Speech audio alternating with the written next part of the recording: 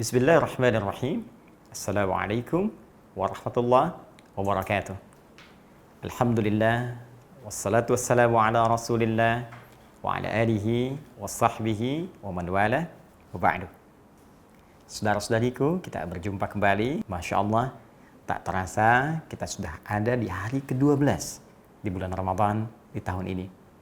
Kita bermohon pada Allah Subhanahu wa Ta'ala, semoga seluruh ibadah kita yang ditunaikan dari awal puasa sampai hari ini berkenan diterima Allah Subhanahu wa Ta'ala. Sebelum kita lanjutkan, mari kita cek dulu amalan kita dari hari pertama sampai dengan hari ke-12 ini. Sekiranya semua yang kita kerjakan sudah melahirkan kenikmatan dalam menjalaninya, sehingga menjadi ukuran secara umum diterimanya amalan kita di hadapan Allah Subhanahu wa Ta'ala. Ayo, berapa tarawih kita yang sudah dinikmati? Bagaimana tentang program Quran kita? Baik itu bacaannya, sudah berapa juz sampai hari ini? Baik itu tilawah kajiannya, surah apa yang sudah dikaji, yang dipahami maknanya sampai sekarang? Pun demikian dengan hafalan Al-Qurannya sebagai cita-cita untuk dibawa menjadi kebanggaan di hadapan Allah Subhanahu wa Ta'ala. Baik, untuk itu tidak mudah menjalani itu semua kalau sampai hari ke-12 ini kita masih belum konsisten, karena memang ada info dari Nabi SAW, semua pekerjaan yang kita kerjakan dalam siam ini tentunya tidak sunyi dari tantangan, bahkan bisa menghambat seseorang untuk konsisten dalam menjalani ibadah kalau ia tidak sungguh-sungguh dalam menekuninya. Apa di antara tantangan itu? Kita akan coba uraikan. Baik, sebelumnya kita telah uraikan peta pembahasan tentang ibadah yang menjadi paket di bulan Ramadan, baik itu ibadah malamnya, khususnya terkait dengan sholat tarawih yang telah kita tuntas bahas, juga terkait sampai ke waktu sahar, waktu menjelang fajar yang didapatkan ibadah sahur dengan turunan detil pembahasannya, baik itu makannya yang melahirkan keberkahan, istighfarnya, doanya. Saya sangat berharap Anda bisa mereview kajian sebelumnya jika memang baru bergabung di pertemuan saat ini, supaya bisa lebih mendapatkan informasi yang luas dan ketersambungan dengan pembahasan kita saat ini. Kemudian sampai di fajar, maka muncul ibadah yang paling pokok, yaitu ibadah siam yang dijalani sampai tiba waktu maghrib itu. Dan kita telah uraikan kegiatan Rasulullah SAW terkait dengan isian amalan yang dikerjakan di waktu siam ini, fajar sampai dengan maghrib. Umumnya ada isyarat kita untuk memperbaiki diri dengan sifat koreksi, menghadirkan kelembutan. Ada yang terkait dengan sifat berbagi materi, baik berupa harta benda yang sifatnya bisa dinilai dengan hitungan seperti uang, ataupun materi yang dikonsumsi seperti makanan, atau yang digunakan dalam tubuh seperti pakaian, dan semisalnya. Kita sudah bahas ini pula. Kemudian terakhir kita selesaikan dengan interaksi bersama Al-Quran, dengan 3 pendekatan qiraah, bacaan, tilawah, kajian, juga tahfidz, hafalan.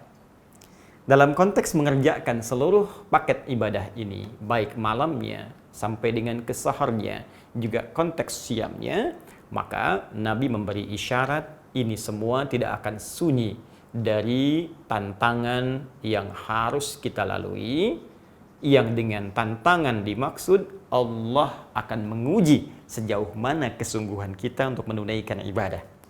Jadi kalau kita mengambil rumus dalam Al-Quran, di surah misal saja, ketiga Ali Imran ayat 142, ya, paling kiri sebelah atas di mushaf. Saya ambil satu ayat dulu karena ada nanti beberapa uraian lain, tapi ini yang paling spesifik dengan bahasan kita. Ya, Allah menyampaikan, Bismillahirrahmanirrahim, am hasibtum an tadkhulul jannata, apa Anda duga akan begitu mudah untuk bisa meraih surga, mendapatkan kesuksesan yang belum tampak itu. Ya, bukankah puasa di antara harapannya ingin mengumpulkan pahala banyak supaya bisa meraih rahmat Allah, dengan itu mendapat surga dari pintu Ar-Rayyan, kan? Apakah mudah mendapatkan itu semua? Walamma ya'lamillahu alladhina jahadu minkum wa ya'lamas sabirin. Sedangkan kau belum diuji, belum diketahui ya sejauh mana keseriusan Anda dalam menghadapi tantangan-tantangan mengerjakan amalan itu, baik, dan sabar menjalaninya. Tahu dari mana kalau ayat ini berbicara tentang menghadapi tantangan? Ini terkait dengan Quran surah kedua Al-Baqarah ayat 214. Karena itu, redaksi di Ali Imran ayat 142, pembukanya sama persis dengan Al-Baqarah ayat 214. Yang ini kiri bagian atas, yang ini kanan bagian bawah di mushaf standar. Ini difirmankan am hasibtum an tadkhulul jannah, yang ini pun difirmankan am hasibtum an tadkhulul jannata. Ini kesungguhannya, ini tantangan utamanya.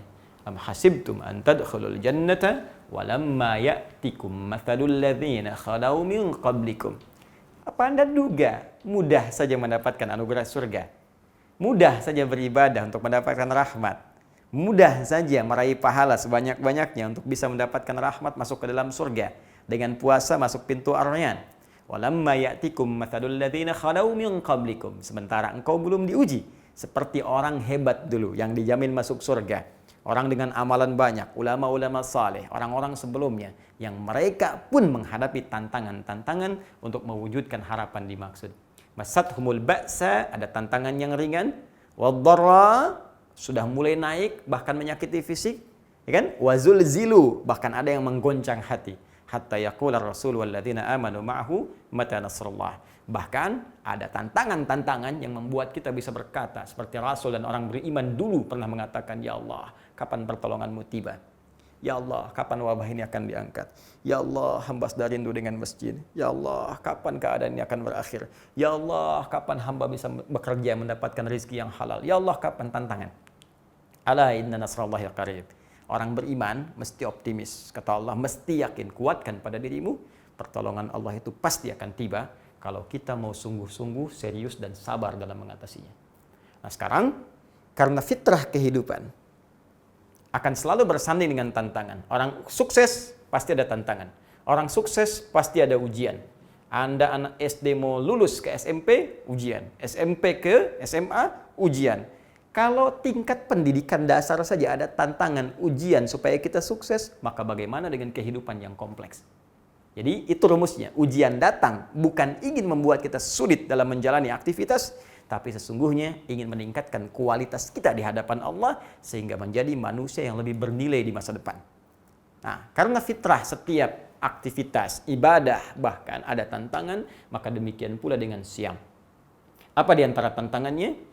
Ini yang bisa kita lacak langsung saja dari kitabnya Imam Al-Bukhari. Ya, kita tulis kitabnya Sahih Al-Bukhari. Ya, sebagai informasi nanti dari Nabi sallallahu alaihi wasallam supaya lebih akurat. Ditemukan di bab Fadlus Shaum. Ya, keutamaan puasa sekaligus disebutkan tantangannya. Nomor hadisnya 1795. Ya, di halaman 125. Ya, kalau memang beda cetakan, nanti Anda bisa menyesuaikan dengan babnya. Ya, mungkin beda cetakan bisa jadi beda nomor. Atau mungkin saya keliru menyebutkan nomor, salah saya penyebutan nomor, maka tidak harus menjadi sesuatu yang besar. Cukup Anda rujuk saja, yang penting hadisnya ada. Ya, lihat dari babnya atau rawinya. Ya, yang nggak ada, yang repot kan begini, nomor ada, hadis nggak ada. Nah, itu pasti repot. Tapi kalau nomor bisa beda, sementara hadisnya ada, itu nggak ada masalah. Ya, kayak saya kemarin misalnya menyebutkan 20.055, 20.056. Ya, seharusnya 50.025, 50.026. Tapi hadisnya tetap ada dan rawinya benar. Itu yang paling penting, ya. Baik, ini kita sebutkan dulu rawinya. Ini di kitab Al-Bukhari, maka kita tuliskan Al-Imam Al-Bukhari menerima an Abdullah bin Maslamah.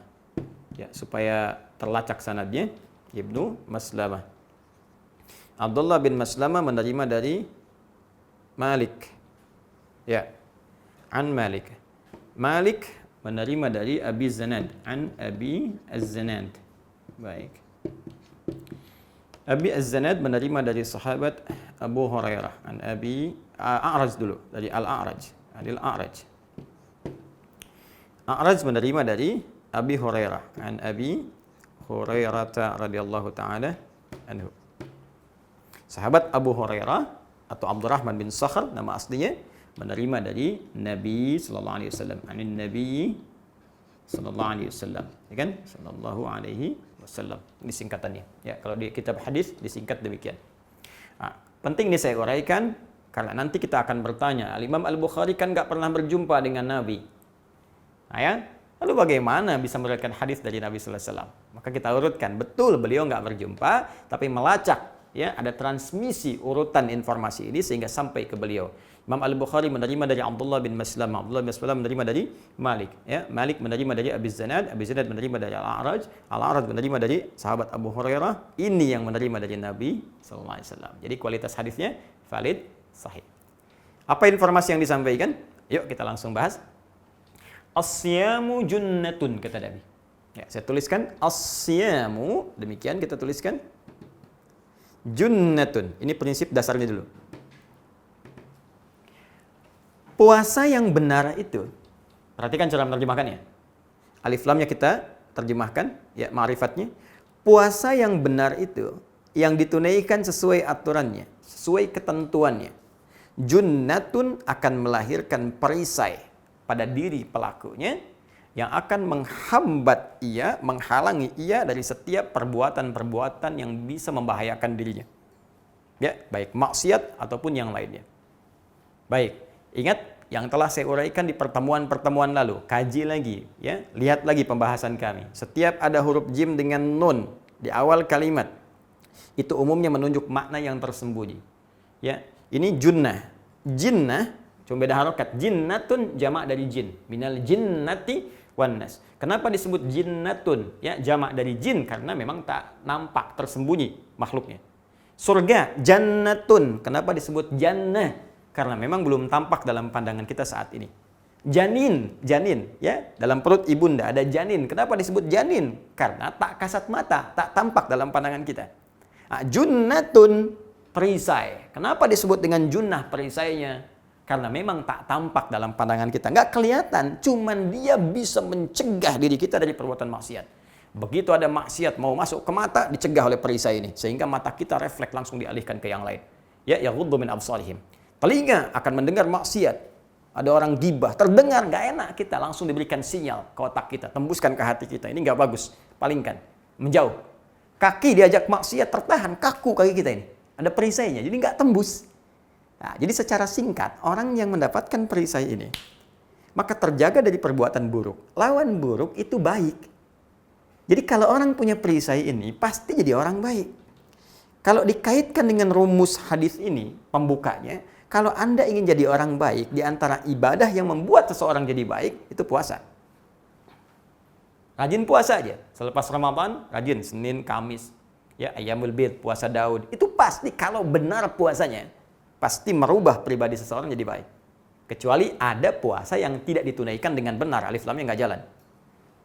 Tapi apakah menunaikan puasa dengan benar itu supaya jadi orang baik mudah dikerjakan? Belum tentu. Karena ini rumus umumnya, fitrahnya selalu ada ujian tantangannya. Apa di antara ujiannya? Kita tuliskan di sini. Saya mohon izin hapus dulu ini, ya, supaya memudahkan kita untuk mengurai kembali. Nabi menyampaikan fala yarfuth. Asyamu junnatun. Baik, puasa yang ditunaikan dengan benar itu bisa menghasilkan perisai. Tapi tidak mudah mengerjakan ini, ada tantangannya. Apa di antara tantangannya? Saya tuliskan 1. Fala yarfuth. 2. Wala yajhal. 3. Wa inimru'un qatalahu. 4. Au syatamahu. Falyakul inni shaimun, inni shaimun. Di redaksi lain, falyakul marrataini, inni shaimun. Tahan sampai sini dulu, karena kesananya terkait dengan keutamaan. Ini yang terkait dengan tantangan. 1, kata Nabi, jangan berkata kotor, jorok, kata-kata kotor. Yang kedua, wala yajhal, jangan berlaku bodoh yang tidak pantas, bertindak yang tidak pantas. Kita contohkan. 3, wa inumru'un qatalahu, berselisih. Termasuk provokasi. Ya, masuk konteks ini. Au syatamahu, mencaci, mencela. ya, kemudian juga bikin hoax.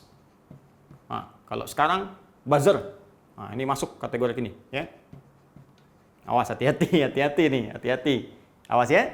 Nah ini, faliyakul inni saimun, maka tegaskan pada dirinya kalau menghadapi tantangan ini, saya sedang puasa, sedang puasa, sedang puasa. Baik, sebentar. Sebelum kita masuk ke sini, sebentar. Tarik nafas dulu. 3 detik. 1, 2, 3. Fokus lagi.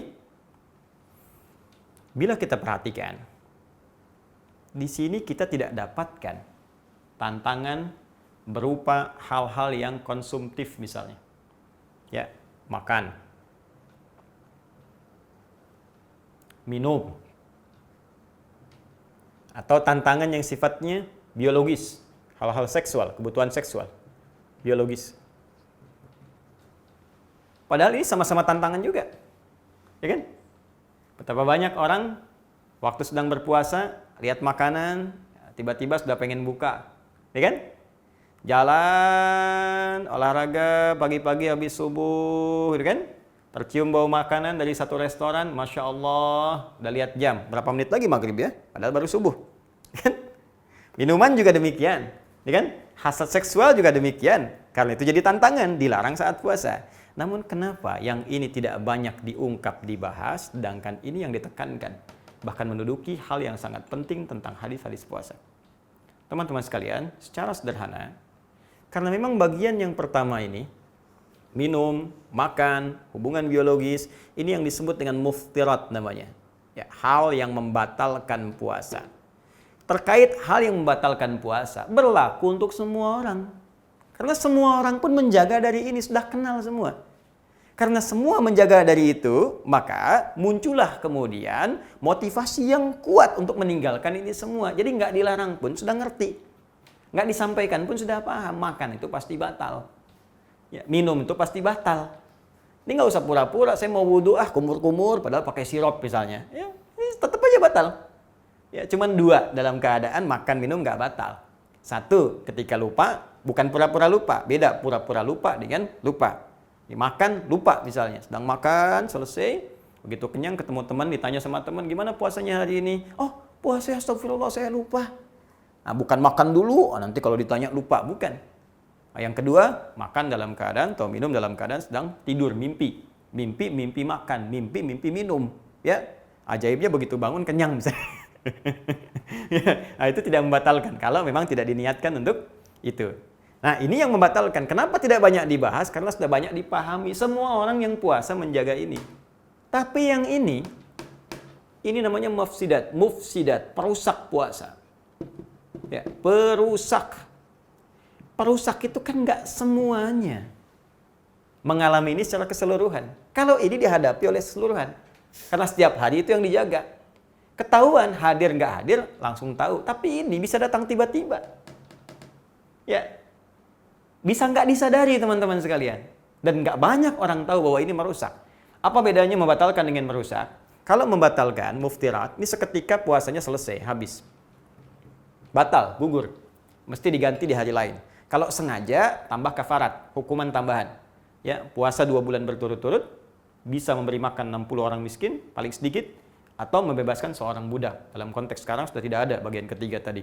Ya, diganti di hari lain, tapi juga tidak boleh sengaja karena dosanya bisa berlipat, ya. Nah, ini gugur seketika. Tapi kalau yang ini belum tentu puasanya batal.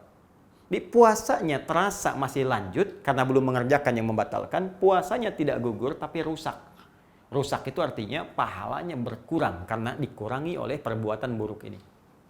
Contoh, berkata kotor, jorok, ya. Kotor itu masuk dalam konteks ini juga gibah, gosip tuh, ya. Kata-kata jorok dan seterusnya, ya, masuk sini. Saya mau tanya pada Anda, saat kita mengerjakan puasa, berapa kali membicarakan keburukan orang lain? Berapa kali nulis status tentang keburukan orang? Hah? Berapa kali berbuat jelek dengan kata-kata atau tulisan atau dengan pikiran? Itu kan tanpa sadar masuk dalam kategori ini. Bayangkan, kalau mengerjakan ini, merusak misalnya 25%, mengurangi 25% pahala puasa. Baik, setelah itu berselisih, atau saling provokasi. Ya, maaf, kurangi lagi nih 25%. Ya, gara-gara PSBB di jalan ketemu ini marah ribut, lupa kalau dia puasa. Oke kan? Baik, dan seterusnya. Ini saling mencela. Nah, kalau sudah sampai sini kan mencela. Ya kan? Kurangi lagi 25%. Nih bikin hoax. Buzzer tuh, awas hati-hati, ya. Awas, profesi Ramadan, dosa bisa berlipat. Muncul lagi 20%. Ya. Anda bayangkan 25, 25, 25, 25. 25 kali 4, 100%. Kalau ini dikerjakan 100%, dapat pahala puasa 100%. Dikurangi 100%, ya habis 0. Nggak dapat apa-apa. Apalagi kalau kemudian ditambah lagi dosanya, muncul lagi misalnya. Walayajal, berlaku yang tidak pantas. Tak senonoh. Ya, jahlun itu bisa berarti begini. Seketika saat dikerjakan mungkin belum berdosa bagi dia, tapi dosanya dihasilkan dari komen orang lain. Misal, Anda bapak atau ibu usia 50 tahun, terus keluar komplek olahraga pagi-pagi misalnya kan, pakai sepeda cucu yang 5 tahun. Ya dosa sih enggak, cuman kan orang menggunjing. Nah itu ya jahal namanya, berlaku yang tidak pantas. Ustadz misalnya kan udah tahu begini nih, ceramah, tampilan begini, peci, baju misalnya sudah mengatur dengan baik. Tiba-tiba peci dipindah begini misalnya. Kan ini nggak pantas. Ya saya mungkin nggak dosa pakai ini, tapi kan membuat Anda bisa komen sesuatu yang nggak baik. Tiba-tiba bisa cerita ini, cerita itu, dan sebagainya. Nah ini yang menjadikan karena Anda penyebab dosanya, orang berbuat dosa, maka terlimpah juga untuk Anda dosanya. Bayangkan, sudah habis 0, berbuat dosa lagi, taruhlah 50% misalnya, karena orang banyak menggunjing bicara buruk. Wah, habis, minus 50%. Sudah tahan lapar, sudah nggak minum haus. Anda bayangkan, udah gitu nambah dosa 50%. Ini yang mungkin yang dimaksudkan Nabi SAW, Rabba sha'imin laisa lahu min siyami ilal ju' wal 'atash. Tidak sedikit nanti orang puasa, karena nggak bisa menghadapi tantangannya dengan baik, dia nggak mendapatkan apapun dari puasanya kecuali lapar dan haus saja. Ini yang paling bahaya. Nah, rumus cepatnya untuk menghadapi ini semua, Nabi cuma memberikan satu kalimat saja. Kalau perlu tergaskan pada jiwa kita. Ya, apa kalimatnya? Kata Nabi, kalau Anda dihadapkan pada yang seperti ini, sedang duduk tiba-tiba diajak ngomongin orang.